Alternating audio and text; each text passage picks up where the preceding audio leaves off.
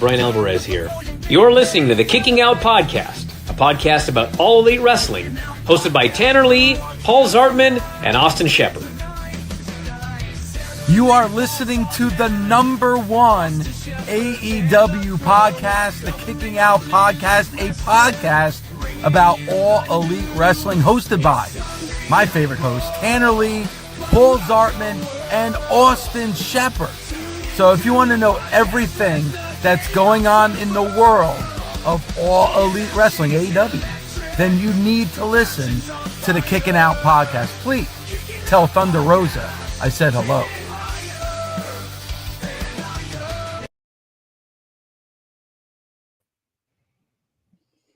What is up, KOP Nation? It is Thursday night. It's October 16th, 2025.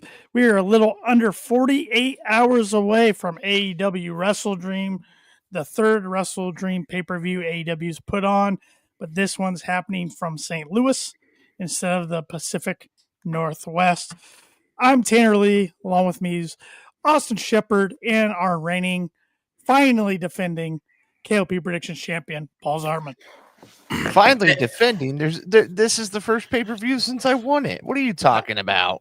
Well, it's because you haven't held the belt in 87 years, so it's a first defense. So I mean, yeah, finally. Oh wow, wow! I would have put it up at Title Tuesday, but nobody would have taken me up on that, so I just didn't even mention it. Hey, like there's barely any titles on Title Tuesday. More important than actually Paul holding this belt, do you ever notice in the opener when LaGreca's talking that he has a freaking cold sore on his bottom lip? I've never noticed that. Just saying. I thought it was weird. I saw it last week, and I'm like, oh, yeah, it's definitely there. Noticed it today. Oh, great. I mean, you know.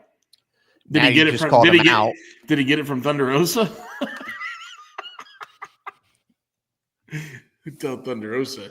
Well, Dave's never doing any more videos for us, so it's fun while it lasted. Yeah. How do you get canceled on a podcast within 2 minutes of it starting? This is how. Leave it to Shep. Leave it to Shep. I've said a lot worse. Hey, Shep's got some Darby Allin vibes going on tonight with the pink hoodie. Yeah. Yeah. It's pinkish. Pinkish. Is that foreshadowing? It's salmon. Is that foreshadowing? Salmon.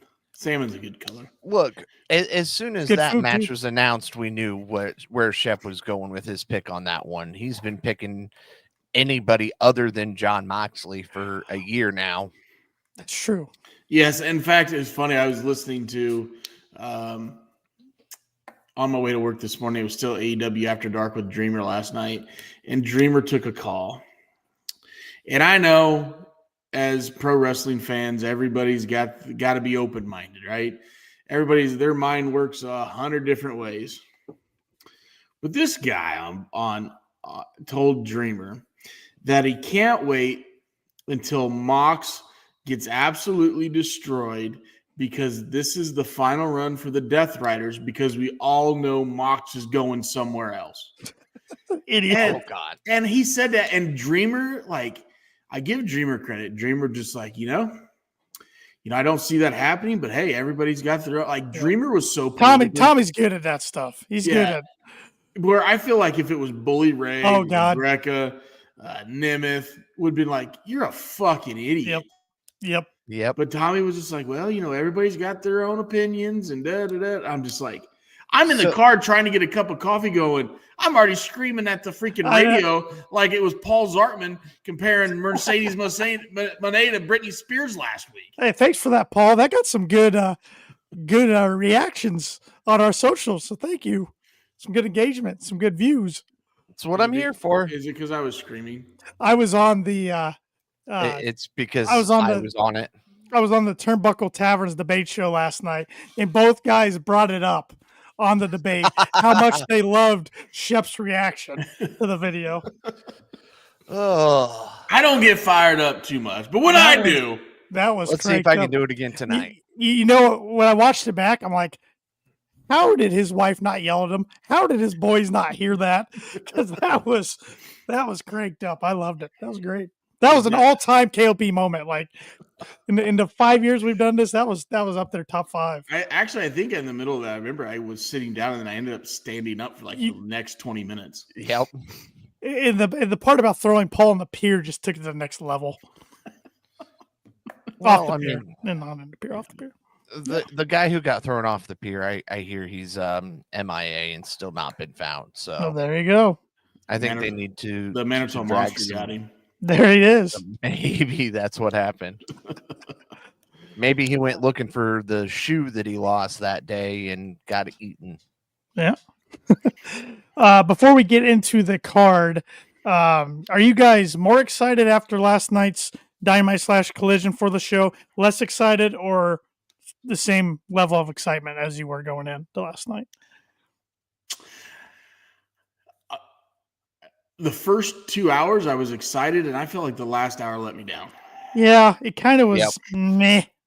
Yeah. Now, I know why they had to do, shove the 3 hours into one night. But I felt like the last hour just did nothing for the pay-per-view. Yeah. No, it didn't. Yeah. Nothing at all. I agree. But I thought the show started off hot, though, with Tony and Stat, and then the Darby Mox thing was cool. The Tony and Stat was great with Renee. Renee actually losing her cool, ripping her coat off, and then all of a sudden they were done, and they're like, okay, ready to go to the ring? And they just hop up, they go to the ring, beat the shit out of each other. Yep. Very, very well done by those two ladies. By three ladies, because I think Renee played right into the part. Yeah, she's awesome. Oh, absolutely. She's been with the company now 3 years as of this week, so she's been a good asset.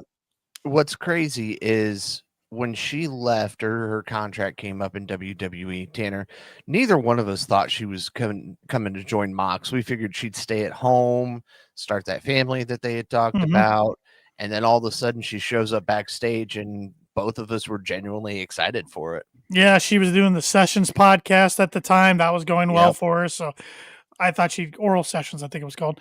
So I thought she'd keep doing that, but she obviously missed it, and she gets to be close to her husband this way. Well, that too, and I think the way I'm sure Tony has negotiated it with her, they travel as a family, they can do things as a family. It's a family thing where, let's say in the other company, you're on the road 300 days out of the year, and you just see the family when you can. Yep. So it's a little bit different of a gig than she's used to. So I think it works out better for her. I will say though, WWE is a lot lighter schedule than it used to be now that they're not doing house shows. So they're pretty much know what I see. They did one house show in Australia, and they're going to do some in the holiday season, like they always do. But besides that, they've kind of got away from it, which is good for them. I mean, well, that too. And if I remember the last time a house show came to Fort Wayne, Indiana, it was still stupid ticket prices, and I'm guessing tickets didn't go that well for a house show. And being at a house show, the last house show I went to was in Fort Wayne, and it just hit differently. It does. The performers hit different. Not one single chop through like 12 matches. Nope. No. No pyro. No suicide dives on the outside. It's just different. Yep, it's just different. A little bit more comedy and interaction with the superstars, which is neat, but not what you see on a weekly basis. No. And still charging almost the same prices that you see on the TV show. So, hey, you know what? Tanner would pay the price every single time they came to Fort Wayne just because Tanner's a mark. No, or it's because it's right down the road from Tanner, and I feel like I'd have to pay the price. Even before you moved, you were willing to spend the price on the tickets to go up there just in hopes you might see Cody because his face was on the poster. Well, tickets were not near the price 3 years ago as they are now. So I don't know. I think 3 years ago, I did sit the dream seat, as I call it. I was on the aisle and front row in the corner, and I want to still say that was pretty damn salty. Oh, but I bet it's even saltier now. I don't want to see I wouldn't want to see what it is now. Yeah. I mean, I've seen the prices for Cena's last match. My God. So, yeah. Yep. The Mania prices for Vegas. Whew. Yeah, it's ridiculous. I felt like it was that way last year. It was that way last year for the Rumble. Oh, yeah. I paid more than I wanted to. I mean, the seat I wanted to go to the Rumble that I was going to, how do you say, compromise with, like I'm okay sitting here, not my first choice, but I'm okay, was $1,100. Yeah, that was face value. Yeah, that's ridiculous. And I'm just like, you know what? I'm super glad I didn't do it. Yep. All right, enough talk about that. Let's dive into our WrestleDream picks. We got 8 main card matches that we're going to choose from. If anybody's tuning in for the first time, what we do, we pick our winner, put confident points on them. So for this one, from point 1 to point 8, point 8 being the match you're most confident in, point 1 being least, and so on. So, Paul, you're the champ. What match you want to pick first? Boo. Let's go one of them that You done now? Oh. Tanner, get your water bottle. Let's go with one of the 3 matches that I've struggled with for the last week and a half. Let's start it off with some tag team action. Jurassic Express versus the Young Bucks in a $500,000 tag match. 500,000. Yeah, we got 2 AEW original teams. Now that Luchasaurus and Jungle Jack Perry are back together. And you got the Young Bucks, who I was reading today in an article.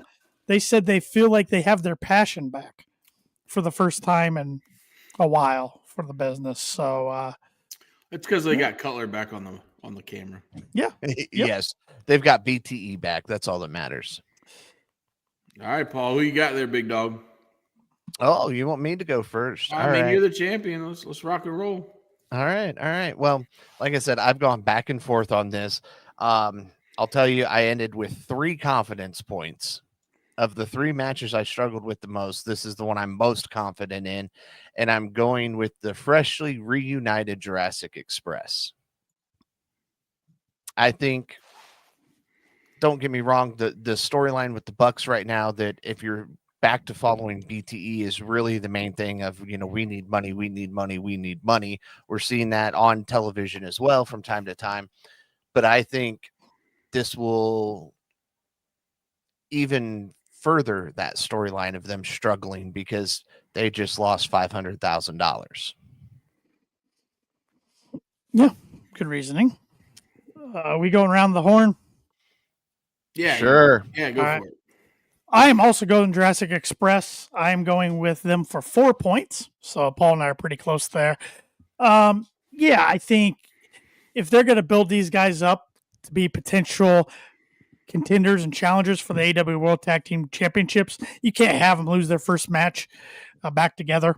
So, and I think the story, the Bucks are getting maybe closer to a babyface turn, but they got to struggle a little bit more first. And, I want to see what chaos ensues between Matt and Nick, knowing they could have won $500K and now they're in the hole again. Yep. So that what you just said at first, when I first did this about noon today, I had the Bucks picked. Okay.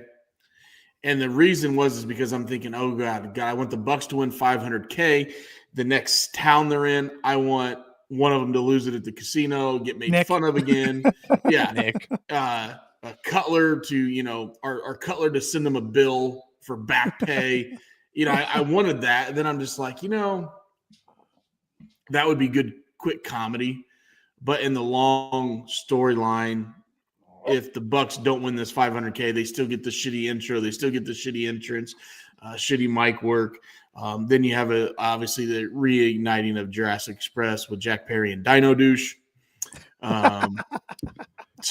You ever going to stop calling him that? No. I mean, doesn't the guy have like an MDA or a doctorate in some bioscience or whatever? He's got a PhD in like history or something like, what do you do with that? Yeah. The dude is smarter than the 3 of us put together. All right. Well. I'm not disagreeing, but I don't know. Ever since Cornette called him that 5 years ago, it just stuck with me.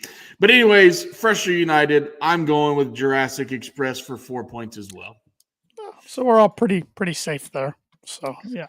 All right. Well, Tanner, since you gave your pick on that second, let's hear what match you want to do next.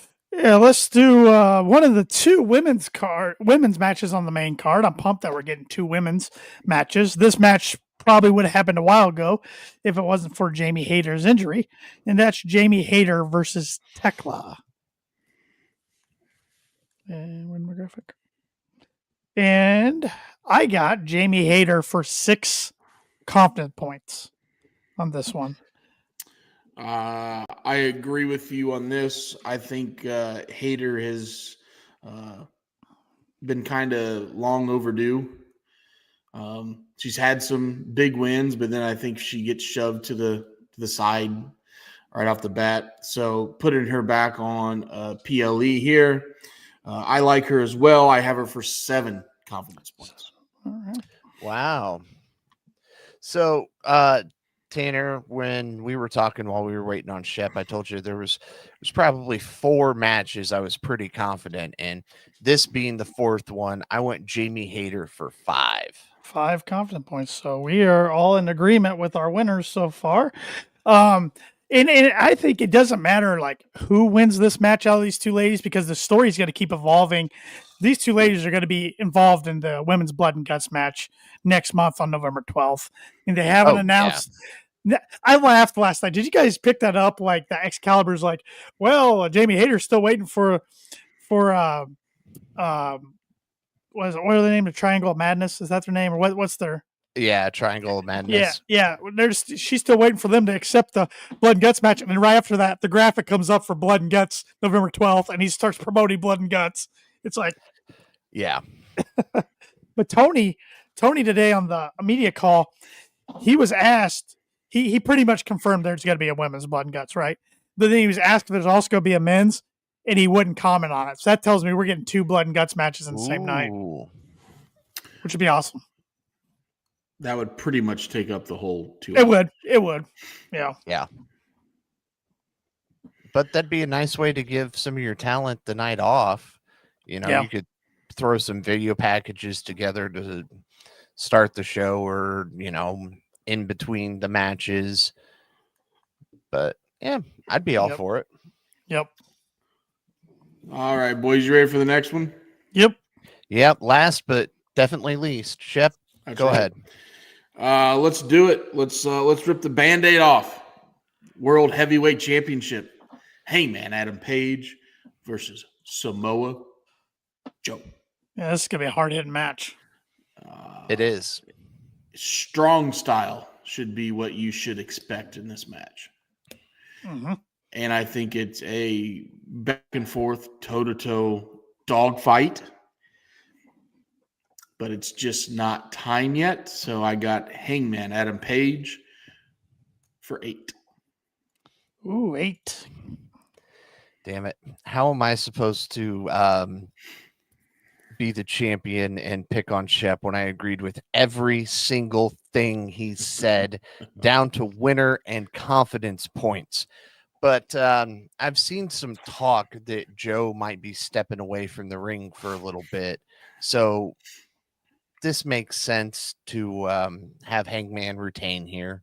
Now, you saying that because of movies or personal? Yeah, I haven't seen that. Yeah, I haven't seen either. That's why I'm asking. I don't know. I saw a couple things because I was looking up some different stuff, getting other people's insights on the matches and everything, trying to actually do some homework and look knowledgeable for a change as the champion here. And it said, well, with the possibility of Joe stepping away from the ring, it makes no sense to put the title on him. And I went, well, the one thing he has mentioned is in the near future possible retirement. And he hasn't said like 2026, maybe 2027, but he hadn't put a date on it. But it's probably coming here in the next couple of years. So maybe that's what they're hinting at. I mean, he is a trios champion. So if he's going to step away from the ring, they got to get those straps off of him in the opposite. They didn't do it last night. So, right. And I love how Hook's just out of the group now. Yeah. Without really any reason. Yeah. He's too cool for school. I did like Eddie teaching Hook how to cut a promo last night. You could tell Hook had no idea that Eddie was even going to ask him to speak. That was pretty good. What's the event called? Tailgate. When's it happening? Saturday. And then Eddie's like, you're damn right, it's Saturday. Like, it's like, It beats Hook standing back there with the hood up, eating out a bag of chips, and everybody's going ape shit crazy over the man. Yep. Well, I'm agreeing with you guys. I think Hangman successfully defends the title, but I'm going for 7 confident points. Yeah, I'm pretty confident in who I think is going to be the next AEW World Heavyweight Champion, and I don't think it's Joe. Do you think that possible person shows up at WrestleDream? I think it's definitely possible, but I hope they wait and do it on the Dynamite following. Okay. Because I don't see a scenario where he's not back by Full Gear, with Full Gear being in New Jersey. Right. All right. Are you talking about somebody that's better than you, Tanner? Yeah, possibly. Okay. He likes his scarves. He likes I'm better than Tanner, rings. so you know. In your own little world. And you know it. Oh, boy. I do know it. Oh boy. Shep knows it too. So don't worry, Tanner. I guess when you have that thing across your shoulder, your head can't fit through the door seal. That's very true. Yeah. Freaking JD McDonough type head over there. Yeah. But hey, remember, Tanner's the one who bought this thing, designed it, and made it as big as it is. I went with a very simplistic design when I made my title. That company doesn't make any other sizes. Tanner's like, we're going big. We're going bold. I'm going to be the first one to hold this thing. Yeah. Is it sad that if Paul had a British accent, he'd remind me of Rockstar Spud? Not at all. And I have a terrible British accent, so I'm not even going to attempt it. Well, and since we're talking about titles and lineages and all that, WrestleDream is kind of my pay-per-view. I'm 2-0 at WrestleDream, and I won it at 23 WrestleDream and held it clear to Full Gear last year. Now, since then, I've sucked. I've only won it once. Since then, I've sucked. Yeah, but wasn't it WrestleDream last year where me and you and JPJ had a perfect card? I don't think that was WrestleDream. There was twice I had Champions Advantage last year. Yeah. Okay. Yeah.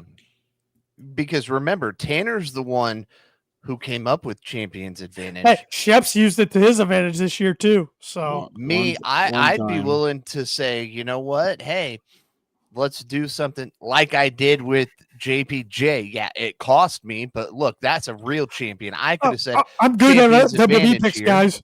I'm real good at WWE picks. And then our belt got next to tuna in the damn fridge in Massachusetts. Because I listened to your dumbass on 2 of the picks. Who's the dumbass for listening? Fucking tuna fish.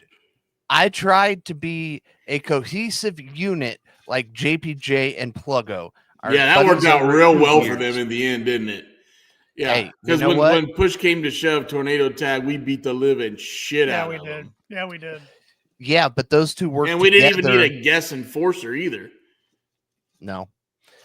But those two worked together on their WWE picks, whereas Shep, you wouldn't even acknowledge them. You did a quick thing, rundown real quick, and I wanted to get verification from everybody before I went one-on-one with JPJ, and Shep's nowhere to be found. I didn't think it was a freaking tag team. Last time I checked, it was KOP versus B2B. Last time I checked, when you win something, I don't cash a check at the winner's gate. Shep cashes checks. I like that. That should be your tagline, Below. I like that. Uh-huh. All right, Paul. Next match. All right, let's divide here. Let me guess, you're gonna pick John Cena versus Gunther. How many points you got on that? Going Super Cena because you literally can't see him if you play any video games, which I know you don't know what video games are, Shep, because you're old. Video games. One of the best chants in AEW history. MJF in 2019. Yes. Let's divide the podcast here because I know this is what's going to happen. Kyle Fletcher versus Mark Briscoe for the TNT Championship. This is a tough one. It is. The fifth time these guys are tied 2-2. So this is a rubber match. This is another one of those that it was about 5:30 today when I finally stopped bouncing back and forth. but I went 1 on my confidence points on this, and it ties into another pick that I have later on, so I get to explain it fully. But I went with Mark Briscoe. I just feel it's time. You got chicken. All right. He gonna make chicken salad out of chicken shit. I went back and forth on this one. Even in a predictions video I did on our YouTube channel, where I went through about a few weeks ago, and I predicted who I thought was going to be the next champion of every belt. I picked Mark Briscoe to be the next TNT champion before I even knew this match was at WrestleDream. But I'm picking the protostar Kyle Fletcher for 3. I just don't think they're going to give him that shorter reign. I think once you pull this belt off of him, you better put him right in the world title mix. And I just don't think they want to do that right now, even though he had a hell of a match at All Out against Hangman. I just think he holds the TNT Championship a little longer. So Kyle for 3. I went back and forth on this one as well. And I'm going to tell you, my confidence points is 3. And so I'm the least confident in this match. Yay! And at first, I had Mark Briscoe. But I switched back to Fletcher, and here's why. I think Heyman obviously is going to retain, and he's going to need somebody to compete against. And I think Fletcher could be that guy down the road. But I think it's 60, 90 days down the road before we do that. So in the meantime, if you take that belt off of Fletcher, there's nothing for him to do until Hangman's done with MJF or somebody, even another blow-off match with Joe. So I think Fletcher's going to be the next big pay-per-view maybe match against him, but just not right now. And so I had Briscoe circled, actually, and I put a big old X through it, and then I went with Fletcher for 3 points. Yeah. That could decide it. I don't know. We'll see. But y'all's called me crazy when I said that Moxley was winning that casket match. And you had Briscoe for big points over MJF. MJF, yeah. So, yeah. So and maybe it makes sense to follow up that huge win for him over MJF with a title win. Yeah. Uh-huh. Yep. All right. Well, let's pick one I went back and forth with quite a bit, and that's a tag team match. The Hurt Syndicate versus the Demand. Trios action. Where the hell's the match? There it is.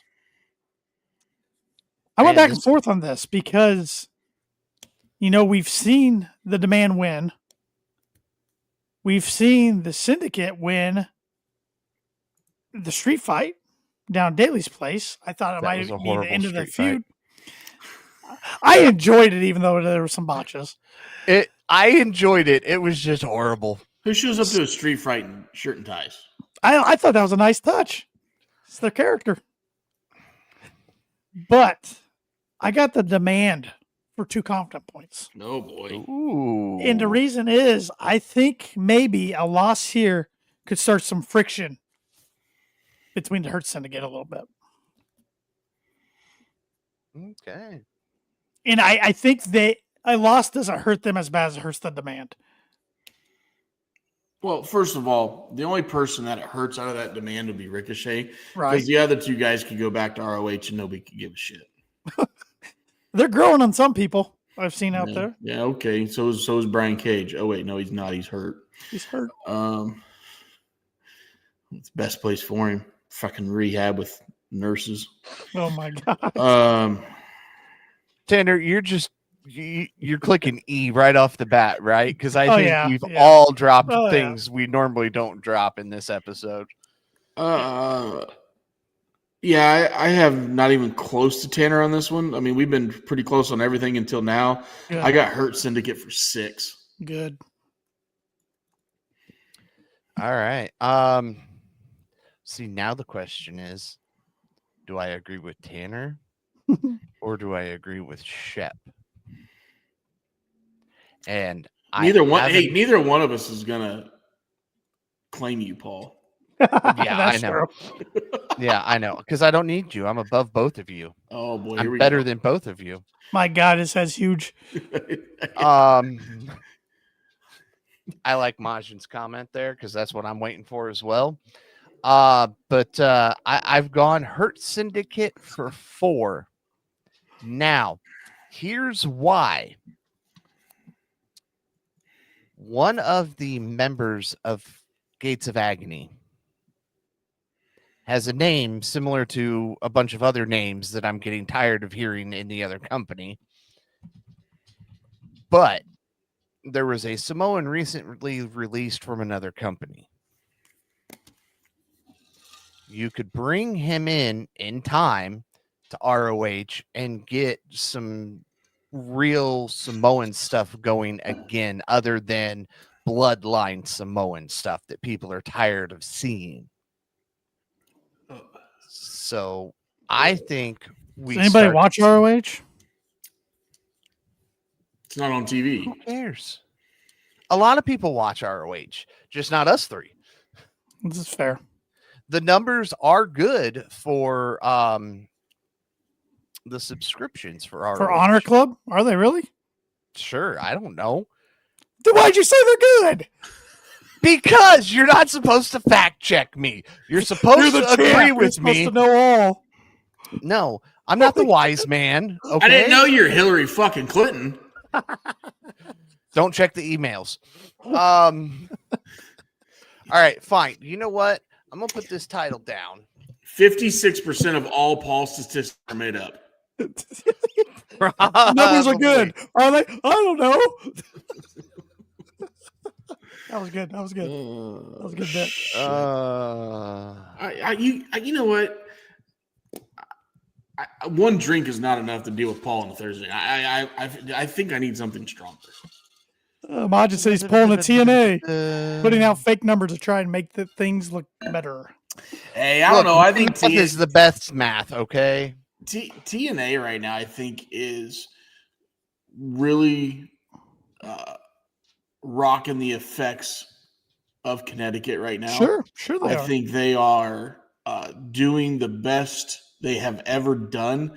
And I'm not saying they're riding the coattails of NXT and Shawn Michaels, but it really, really helps them. And they just put on a really good show last Sunday night in Bound for Glory. Oh, they're still not what TNA was from like 07, 06 through like 09 before Hogan and Bischoff got there. I mean, that roster was loaded, but they just didn't have the backing like this. I get what you're saying. Correct. I get what you're saying. But now, if they want to put on a show and put on a little extra production and need the help, they have it where they didn't in the past. Right, because their roster at one time, I would have put it up against WWE's roster at one time. It was that loaded. They just didn't have the resources. And they had the guys. They had the guys that they were the AEW before AEW because they had the guys that were kicking ass on the independents, kicking ass in Japan, that wasn't getting brought into WWE because of the good old boys. And I'm talking guys like Samoa Joe. I'm talking guys like AJ Styles, Christopher Daniels. Mm-hmm. Abyss. You know, and it's because of the good old boy program. Mm-hmm.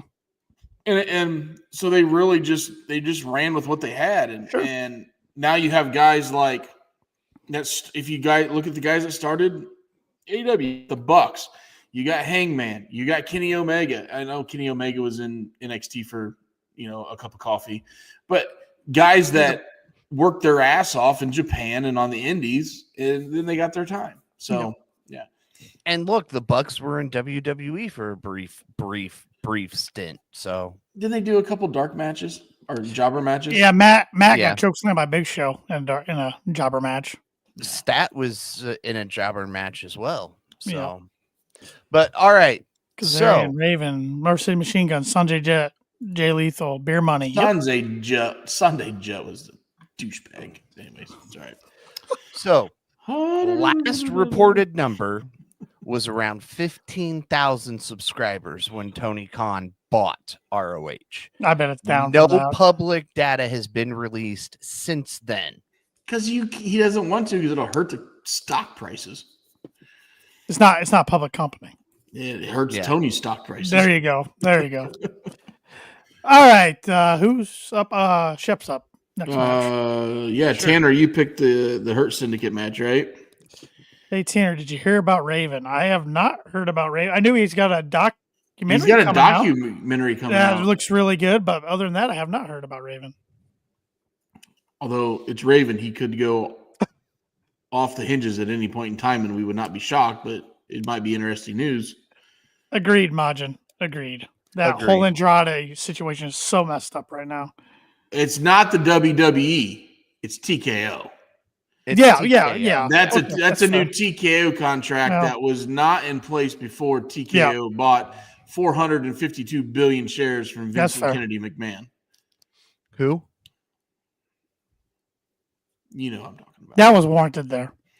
No. We'll allow it. Shep, next match. All right, next match. Quit getting off the. We are all over the rails. Paul, I would never do that, baby. I would never go down a rabbit hole. Never. All right, let's keep it with the tag teams. Let's go World Tag Team Championship match. Brodito versus Okada and Takeshita of the Don Callis family. The new IWGP World Heavyweight Champion. Yes.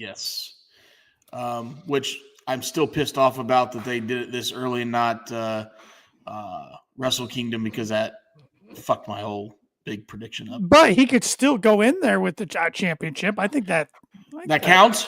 I think, yeah. Okay, I'm just saying. That's all I care about. Is Wrestle Kingdom. You know me. Speaking of that, Raven's got Parkinson's. That's terrible. I did not hear that. I'm sorry. I knew that. I knew that. It's terrible. Yeah. I was laughing at the comment above that, by the way, Tanner. Yeah, I hope so. I didn't look. Let me guess. Who is it? It's Majin. Oh. Hey. If you notice, Nick's not a very big dude, boys. Anyways. Just saying. He just a little feller. Tag team action. I'm staying. I think he's going to be on a roll, and I think it's time to move Brodito on. So I'm going to title change. Maybe the only. I'm not maybe throwing my prediction out early, but maybe the only title change on the show. Okada to Takeshita beat Brodito, but are still not on the same page. But I have him for 2 points. Okay. Shep, can I stop agreeing with you at some point, please?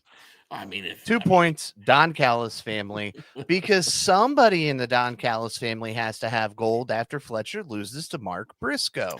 Man, I thought about that too when I X'd out Briscoe. I thought about that as well. But I'm going to get 0 points. I'm thinking like Paul.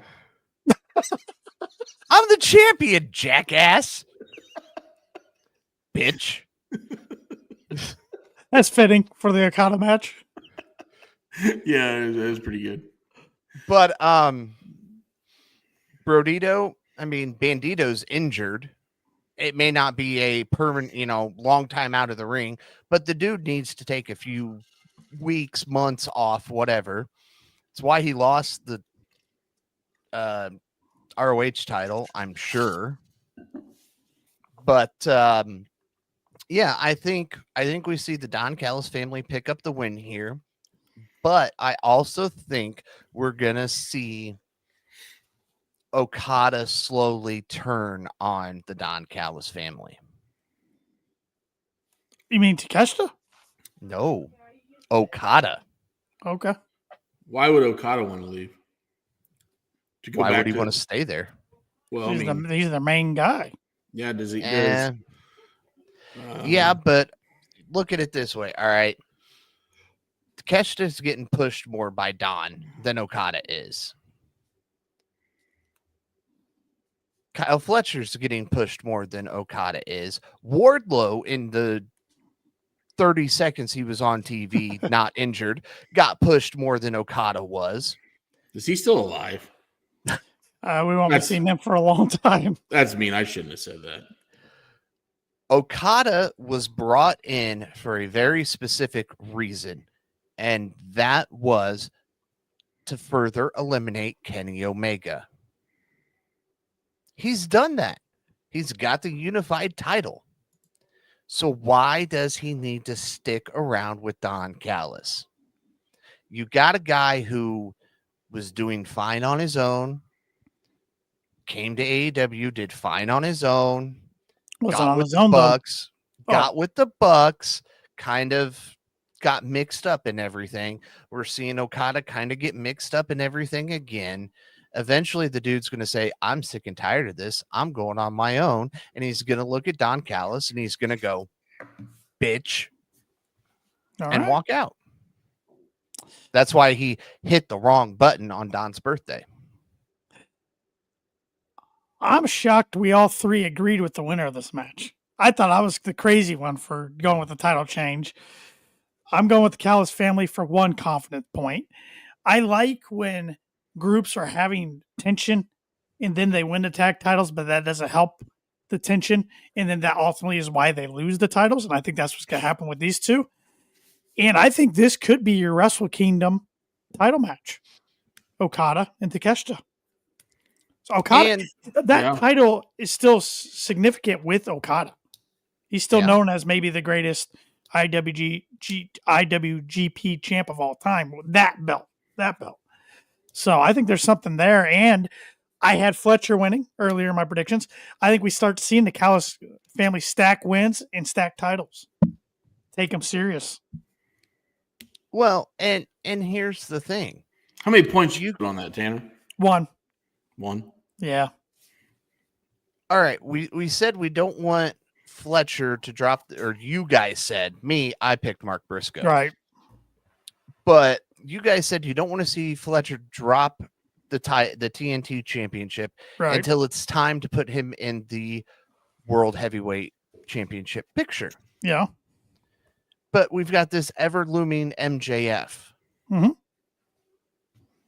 You can still have Fletcher go straight after Hangman after losing the TNT championship, but then he's pushed back by the dirty tactics of one known as MJF, like we always see MJF do.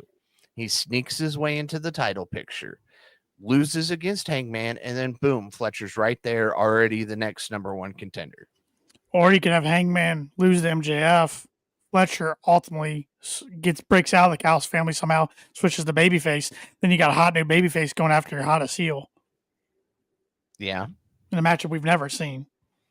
Yeah. And you could easily do that with Don Callis causing Fletcher the belt. Which Machin brought up a good point Wednesday. I don't know if you guys caught that. Every time Don shows a painting of somebody, that's the guy he ultimately turns on. Yep. Latest painting we saw was Fletcher. But we have seen one of Takeshita as well. It's coming. And he hasn't turned on him yet. Yeah, it's coming. So, I think Fletcher's the first one to go, and then Okada will follow because Okada doesn't need the shambles of the Don Callis family. All right. I'm surprised we were 3 for 3 in agreement on the winner there, but there we are. But that's how those two tie into why I picked those two matches. So we only have 2 matches left to predict. Yeah. And as the champion, I'm going to pass and let both of you decide which match we do first. And I'll give my predictions on these 2 matches last. That way I could not be accused of cheating in any way, shape, or form. And it shows that I am a caring champion. And I want to hear what you gentlemen have to say more than what I have to say. Whoa. Accused of cheating. If we give our picks first, and you could easily change your picks at the third. That was the complete opposite of what you just said. Nah, I'll share my screen. I mean, I will share my screen. Showing you my picks. I typed everything up on my laptop. I have 2 screens going. My picks are to the right of me. I can pull it up. I've highlighted the matches we've done in red. It shows there's no cheating. No cheating. Fine, I'll go first. You guys pick the matches. I'll give mine first. Hey, There we go. Nobody said a word. You're the one getting all hot and bothered over there. No, you're the one who said I would be cheating if I listened to you guys first. Well, don't even compare me to him, Majin. God. Brother. Hollywood. Paul throws chair shots like Hogan. That's true. I take him better than him. Fair. Well, he's dead, so. In his prime. I waited for Shep to have a drink in his mouth. I was hoping. Yep, it's good. It's good. He's dead. Wow. You inconsiderate son of a bitch. All right. Can you clip that? Yeah. I want to see that on socials. God, where's the match at? Oh, here. Women's match. Chris Statlander defending against Timeless Tony Storm. All right, Paul, you picked it. Who you got? Well, duh. I think we all know who I've got. I might change it once I hear Tanner's pick. Oh. I've said this. I think Tanner, you and I were doing AEW metrics back in the day in his little fantasy stuff, and I was picking this person to be champion. You've been a stat fan since day one. So there you have Statlander for 7. So. I got Statlander as well. Her first title defense. I love it that it's against Tony again, and it's not stale. And the reason it's not stale is because these two ladies do really, really well with build-up. So I think it's going to be a great match. I think it's going to be a close match. I think you're going to get some false finishes in this, like always. And then you're going to have Statlander holding the belt at the end. I got Statlander for 5. 5? I got Statlander for 8. No way she loses her first defense. It's time for Tony to do something different. I wouldn't have her chase the title for about a year. You guys know I think her and Mina Shirakawa should be the first women's tag team champions to put some prestige on those titles right away. We'll see if that happens or not. There's a lot of good teams you can make a case for. But I'm interested to see what they do with her. And then as for Statlander, I think she holds it until a certain CEO comes around and makes a run. Ultimo Monet. Hey, Paul. Earth the Paul. You hear me, Paul? Last time I checked. I'm ignoring you, but yes. No. Last time I checked, you're 9 belts behind, buddy. 9. I hope 9. I would pop so hard if she brings Ultimo Dragon out in an entrance one time. I would just love that. What was Paul McCarthy's crazy wife? Uko Ono or Ono Uka or what was her name? That was John Lennon. John Lennon's wife, Paul McCarthy. Uko Ono. But didn't she have a song, Number 9? Isn't that a famous Beatle? Yeah, look it up. Pretty sure. That's how many belts you're behind her, Paul. So when you get on her level, then you can talk. Yep. Yoko Ono. Yoko Ono. I was close. Yoko Ono. Get it right. But there was a song, and it was just Number 9. It's one of the Beatles. I took a Beatles class, and I remember. You really paid attention. It was pretty interesting. Yeah, because Yoko was Paul McCartney's wife, apparently. Paul McCarthy, John Lennon, John Legend, all the fucking same. Oh my God! Next, we got to get away. Next. Gonna go down a rabbit hole for like 18 minutes. Next. Yoko Ono's better than Mercedes Moné, though. Oh boy, I think you could, if there's any diehard Beatles fans out there that watch any bit of professional wrestling, they might block you for the same. I hope they do. He's already getting blocked by Mercedes fans left and right after his Britney Spears comment the other day. No shit. She's going through enough shit right now, Paul, with Kevin Federline. She doesn't need your shit right now, okay? Who has a win over John Cena? He does, doesn't he? Mm-hmm. Wow. All right, bad. Look. Stardust is better than Mercedes Moné. I'm just ignoring him at this All point. right, we have one I'm match embarrassed left. he's the champion. We have I'm one. embarrassed. Having a stunt double is better than Mercedes Moné. We have one match left, Damn, David Arquette would be a better champion. and this is the David Arquette is a better champion than Mercedes And Moné. you. No, then Mercedes. Yes. I'm glad you agree with me, Tanner. She's got 10 belts. Next. Because she's hyped. You know up. what? Hey, Mr. David Arquette, we don't need to cut you in the jugular with a light tube anytime soon, okay, Paul? I mean, speaking of light tubes and cutting somebody in the jugular, we might see that. Somebody might die in this match. Okay, real quick, before we get into this, Tommy Dreamer had a really good point about this match. And he knows it's going to be crazy. He knows shit's going to happen. But he just hopes one thing, and I agree with him because I'm not a big death match guy, but I can watch some of it.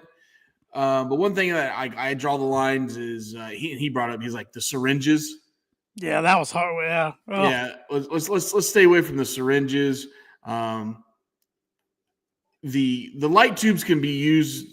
I'm going to say this. You're going to look at me weird. They can be used tastefully. Yes, but I don't need a light tube smashed in half and jabbed in somebody's forehead. Pizza cutter. It's not Nick Gage, so I don't think we'll see a pizza cutter. I'm sure we'll see tacks, ladders, tables, chairs, Gummy bears. I don't know if we won't see Spike because Cope is nowhere to be found. But we're gonna see fire. We're gonna see fire. You think you're gonna see fire? Darby's all about fire. You kidding me? Yeah, I think the dude just wants to be set on fire and run around.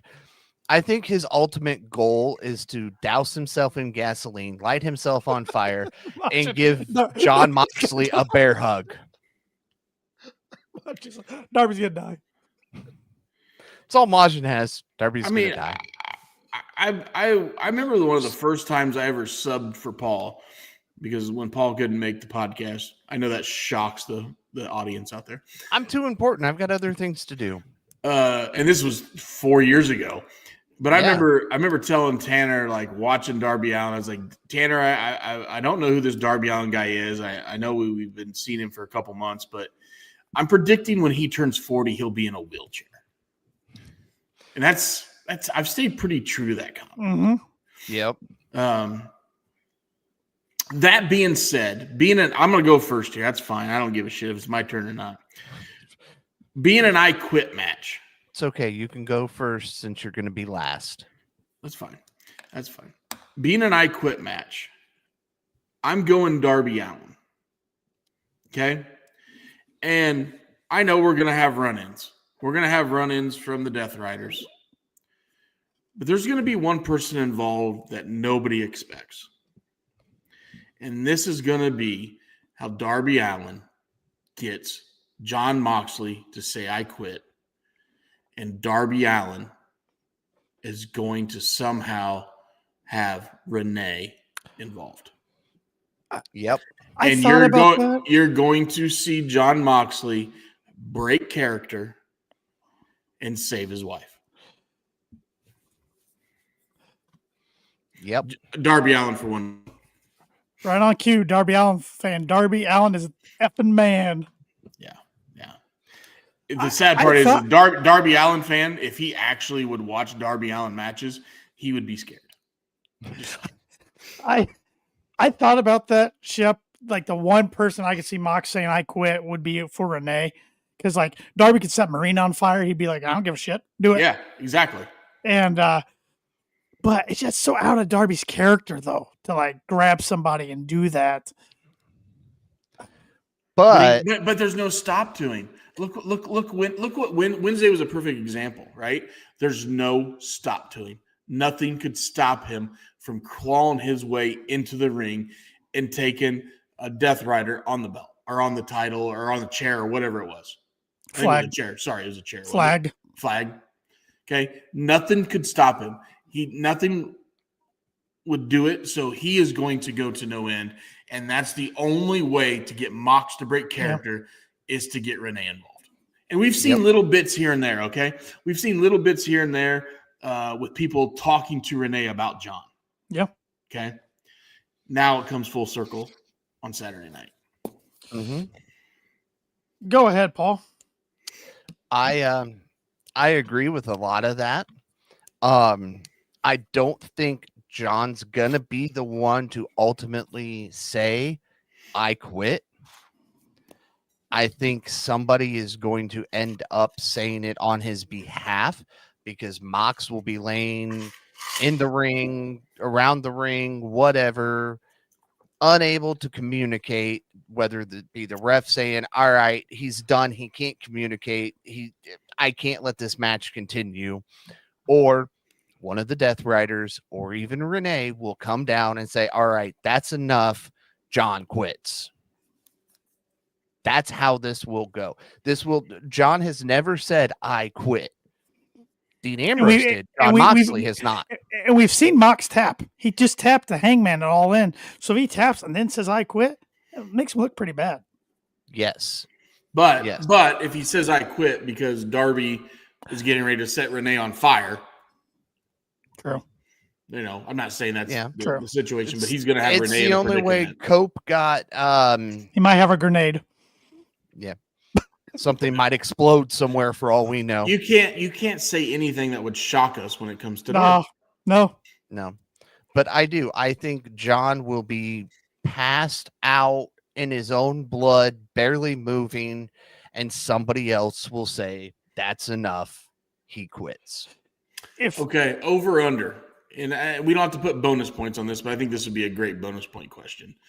Over under of the start of the match, over under first spot of blood. Oh, Darby. No. Time. Is it going to be? Is it over under time? Is it going to be 3 minutes? 3 minutes and 32 seconds? Is it going to be 2 minutes? Is it going to be 8 minutes? I say a little over 3. Yeah, within the first 3.5 minutes, we're going to have blood. And it'll be from Darby. And it'll probably be self-inflicted. I think Mox bleeds first. I could see that too. Oh man, if he throws Renee off of something, I think to me, that's an ultimate heel move for Darby because the fans all love Renee. So if you attempt to do something like that or successfully do something like that, you're a heel in the fans' eyes immediately. So you're going Darby. How many points? 6. Oh, wow. All right. Well, I like your logic, Paul. One of the Chads last time, the debate on the Turnbuckle Taverns, said they think that's how Mox is going to lose. They think Yuta will throw in the white towel, and then that's how you get Yuta out of the Death Riders, because then the whole rest of the group's pissed at him. Yeah. Which I could see that. He needs to go. He is the weakest link. Goodbye. The only way I see Darby saying I quit would be, and I think this guy gets involved, Danielson. The Death Riders hold Danielson like with fire next to him or something, and Darby says I quit. That's the only way I could see him saying I quit, but I got Darby for 5. I just think he's lost the coffin match. I don't think he loses this one. Losing the coffin match was the setup, the perfect setup for this match, because it ignited that, no pun intended here, fire in Darby. Shep, you got a message there. Darby Allin fan. I see that. Okay. He's just ignoring it. All right. So quick recap of everybody's picks and points. Sure. I have Jamie Hayter for 6 points, The Demand for 2 points, Callis Family for 1 point, Kyle Fletcher for 3 points, Jurassic Express for 4, Chris Statlander for 8, Hangman for 7, Darby for 5. Paul has Jamie Hayter for 5. Hurt Syndicate for 4, Don Callis Family for 2, Mark Briscoe for 1, Jurassic Express for 3, Statlander for 7, Hangman for 8, Darby for 6. And Shep has Jamie Hayter for 7, Hurt Syndicate for 6, Don Callis Family for 2, Kyle Fletcher for 3, Jurassic Express for 4, Statlander for 5, Hangman for 8, and Darby Allin for 1. Yeah. All right. You ran through that quickly. I know Shep and I are not going to tie. Is if I somehow botch this and pull a Mercedes and botch everything and lose my title, Paul and I you two tie? Paul and I come down to the Fletcher Briscoe match. We're 2 points off there. And then Tanner comes in with the demand, which I'm 4 points off of that. Mm-hmm. And that's it. Yeah. So there is no tie going to happen regardless. I don't believe so. I don't believe so. When I mop the floor with you two jackalopes, oh, wow. yes, Shep, I stole your word. When I mop the floor with you two jackalopes, I just want Mercedes isn't the best. You don't have to say she's terrible, because I know neither one of you dillweeds will say she's terrible because you refuse to admit it. There's a lot worse out there than her, yes. And there's a lot more better out there than her. Then why don't they have 10 belts? Because they're not being pushed the way that she is. Why aren't they getting paid like she is? Yeah. Oh, because she demanded it. And people went, oh, look how over Mercedes is. Yeah, let's go ahead and sign her. She can't wrestle. Last time I checked, if you demand that kind of money and you put that asses in seats, you get paid that kind of money. Yep. You know why she puts asses in seats? Because of the bunch of pervs living in their mom's basement staring at her backside while she wrestles. Jeez. Like you with Anna Jay. No. That's Majin. That's Majin. Majin even admitted that he's an Anna Jay fan. I wasn't judging, Paul. I mean, she's got cake, but I'm not. I saw you go talk to Anna Jay at Squared Circle Expo. I saw. Well, yeah, I went and talked to Statlander too. I went and talked to Leva Bates as well. Yeah. And Mick Foley, and Chris Van Vliet, and a whole bunch of other people. I know you did. While you waited in line like a jackalope. Oh boy, I got what I wanted. I got to talk to him to Swerve, and I didn't spend near the kind of money you did. It's all right. I got my autograph and my picture. All good. Anyways, back to Paul not understanding women's wrestling. Never mind, I won't say that. Anyways, hey, it was a good show, guys. Yes, very good. Good show. Very good. Good but show. Yeah, like I said, that's all I want. When I'm still champion, I hope you don't get a concussion walking out your door because your head not going to fit through the freaking door seals. Okay, I hope you don't get a concussion. We'll put you in the concussion protocol. Oh, okay. Yeah.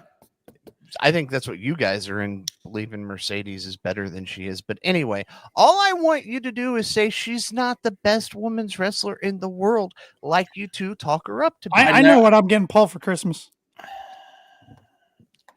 And you know what? We will have a viral video on KOP social media as I light it on fire.